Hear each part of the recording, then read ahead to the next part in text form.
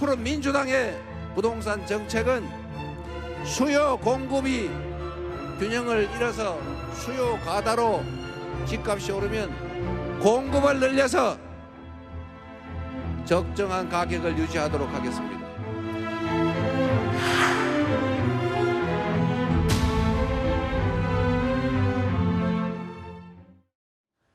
최근에 서울 지역 집값이 정말 무섭게 올랐습니다. 문제는요, 서울 집값만 올랐다는 겁니다. 지방의 집값은 오르지 않았는데 말입니다. 그러다 보니까 미국, 중국, 일본을 포함해서 주요국들을 다 제치고 우리 한국이요, 집값 양극화, 그러니까 서울과 지방의 집값 차이가 가장 큰 나라, 집값 양극화 1위에 올랐습니다. 문제는 이 집값 양극화 현상은요, 주거비 격차로 이어질 수밖에 없고 이러다 보면 그 지역은 물가와 소비에도 직접적인 영향을 줄 수밖에 없는 겁니다.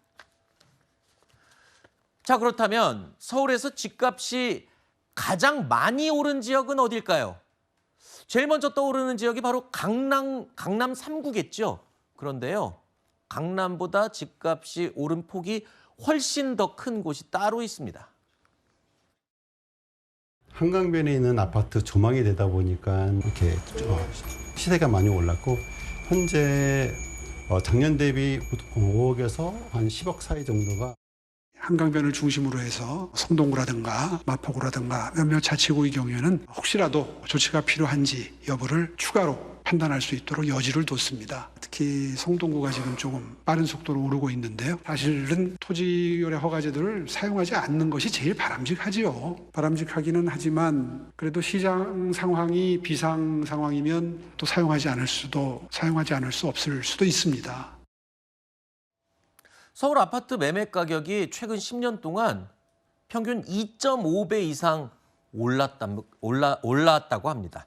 그런데 그 가운데 성동구는요, 그 평균치를 웃돕니다. 2.8배 이상 올랐다고 하니까, 자, 오세훈 서울시장이 성동구를 토지거래 허가구역으로 지정하는 가능성도 지금 시사하고 있습니다. 부동산 시장에서는 오 시장의 토지거래 허가제 발언 때문에 오히려 관심이 더 쏠리는 게 아니냐, 이런 얘기를 하고 있는데, 아니 지금 뭐 마용성이라고 해서 마포구, 용산구, 거기에 이제 성동이 포함돼 있고, 예. 그거 말고도 강남 3구도 있고 한데 성동구가 이렇게 오른 이유는 뭡니까?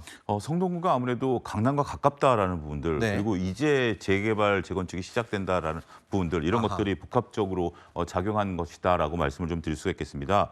성동구에 30년 된 한 아파트가 있는데요. 이게 이제 토지랑 다시 이제 재개발이 된다라면 지금 84제곱미터가 10년 전에 5억 정도에 거래가 됐었습니다. 네. 근데 지금은 무려 25억에 거래가 됐기 때문에 어이구야. 지난 3월에 상당히 이제 높은 수준이었죠.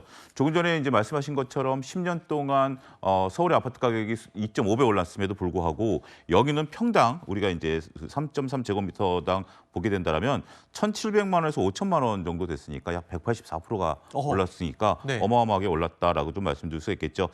전체적으로 물가 상승률보다도 큰 폭에 올랐다라고 말씀드릴 수 있겠는데, 아무래도 강남이랑 가깝다라는 건 이제 강 하나 사이를 두고 있지 않습니까? 근데 강남이 토지거래 허가 지역으로 묶이다 보니까 나름대로 재개발, 재건축의 풍선 효과까지 나타나면서 아하. 성동구가 현재 지금 주목을 받고 있다, 네. 이렇게 말씀드릴 수 있겠습니다. 재건축, 재개발, 거기가 또 서울숲 인근이어서 그렇죠. 왕십리역과 연계되는 아마 주요 개발이 기대되는 지역으로 아마 각광을 받고 있는 것 같습니다. 그런데요, 이렇게 서울 지역의 집값이 꿈틀꿈틀 뜨겁게 달아오르면서요, 이 기세가 경매 시장으로 또 옮겨오고 있다고 합니다. 최근에 서울 집값 경매 시장에서도 최고가가 쏟아져 나오고 있다고요? 예, 최고가라는 것보다도 더 중요한 게 매각가율을 봐야 되는데, 아, 그래요? 우리가 이제 공시지가 대비해서 보통 경매는 그거보다 좀 아래에서 거래되는 거 아니겠습니까? 근데 공시지가보다 높게 낙찰이 되고 있는 현상들이 나타나고 있다라고 말씀을 드릴 수가 있겠습니다. 일단 지지옥션이라는 업체에 따르게 되면 이달 1일부터 16일까지 전체 매각가율이 100%, 그러니까 공시지가보다 100% 넘게 거래된 게 대략 한 24건이었습니다. 그러니까 올 들어서 월 평균 한 25건 정도 계속해서 이런 현상들이 벌어지고 있는데, 지금 이달 같은 경우는 절반밖에 지나지 않았음에도 불구하고 평균에 육박하고 있다라고 좀 말씀드릴 수 있겠죠. 그런데 특히 이런 현상이 나타나는 지역들의 첫 번째는 토지거래 허가 지역에서 나타나고 있다라고 말씀드릴 수가 있겠습니다.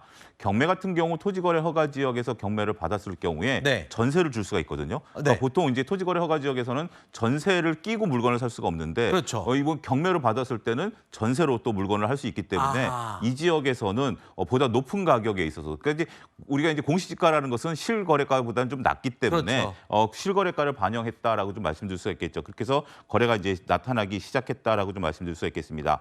강남구의 한 아파트 같은 경우 무려 133% 그러니까 30%를 더 주고 공시지가 대비 그렇게 아파트를 경매가가요? 샀고요. 예, 어허. 경매가 나왔고요. 말씀하신 마용성이라든지 이런 쪽에서도 보면 용산 같은 경우도 대략 한 122% 정도, 네. 그다음에 송파구 같은 경우도 한 120% 정도에 이제 거래가 되고 있습니다. 근데 이제 토지거래 허가 구역만 그러느냐? 네. 그 외 지역에서도 조금 이런 현상들이 나타나고 있는데요. 동작구라든지 동대문구 이런 곳에서도 거의 100%에 박하게 아하. 현재 지금 경매가 이루어지고 있는 현상들이 네. 아무래도 아파트 가격이 들썩거리다 보니까 경매 시장으로 돈이 좀 몰리고 있는 것이 아니겠나 그렇군요. 말씀드리겠습니다. 보통 경매라고 하면 그 가격보다 싸게 낙찰을 받는 게 상식적인데 이런 기현상이 일어나고 있는 겁니다. 상황이 이렇게 되자 이재명 정부도요. 출범 2주 만에 부동산 시장을 잡을 수 있는지 바로 시험대에 오르게 됐습니다. 이 대통령은 후보 시절에 과거 부동산 가격 안정화에 실패했던 민주당 정권의 사례를 반면교사로 삼겠다라고 밝힌 바가 있죠.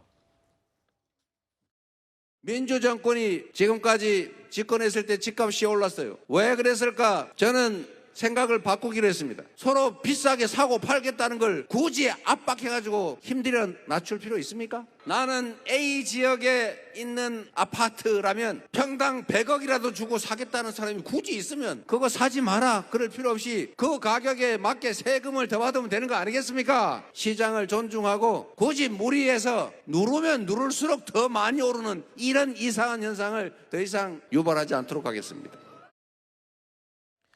부동산 시장의 우스갯소리로 이런 얘기가 있습니다. 보수 정권이 들어서면 집을 사고 진보 정권이 들어서면 집을 팔아야 된다. 이 말은 진보 정권에서는 집값이 치솟는다. 이걸 의미하는 건데요. 이재명 대통령은요. 세금 규제 대신에 공급으로 집값을 잡겠다라고 선언을 했습니다.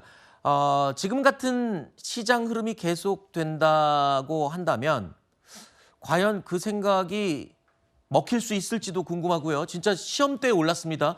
왜냐하면 민주정권에서는 집값에 대해서는 대부분 실패를 했기 때문인데 어떨지 궁금합니다. 예, 뭐 그런 것들에 대한 학습 효과 때문에 네. 지금 정권이 출범하기 전부터 이런 것들이 좀 움직였지 않았나라고 말씀을 드릴 수가 있겠습니다. 지금 이제 이재명 대통령이 이제 얘기하는 것도 이제 공급 확대에 대한 부분들이거든요. 네. 과거처럼 세금으로 누르지 않겠다라는 건데 이 공급 확대라는 게 시간이 걸린다라는 문제가 있습니다. 그렇죠. 이제 지어야 되니까요. 예, 그리고 이제 우리가 1기 신도시 재개발이라든지 2기, 3기 신도시 같은 경우도 아직까지 우리가 완공이 돼 있지 않는 거기 때문에 특히 문재인 정부 시절에 나왔던 신도시 개발도 아직까지 우리가 완공이 안 되고 있는 상태이기 때문에 이러한 정책이 단기간 내에 이루어지기는 쉽지 않을 것이다. 시장은 또 그것을 바로 읽어냈다라고 좀 말씀드릴 수가 있겠고 또 한 가지 이제 이재명 대통령이 얘기한 것처럼 수요에 대한 그 억제 없이 공급만으로도 이것을 이룰 수 있는지에 대해서는 아직까지는 조금 우리가 시험대에 올랐다라고 봐야 되겠죠. 하지만 정부가 이러한 정책을 추진하게 된다라면 중기적인 관점 그리고 장기적인 관점에서는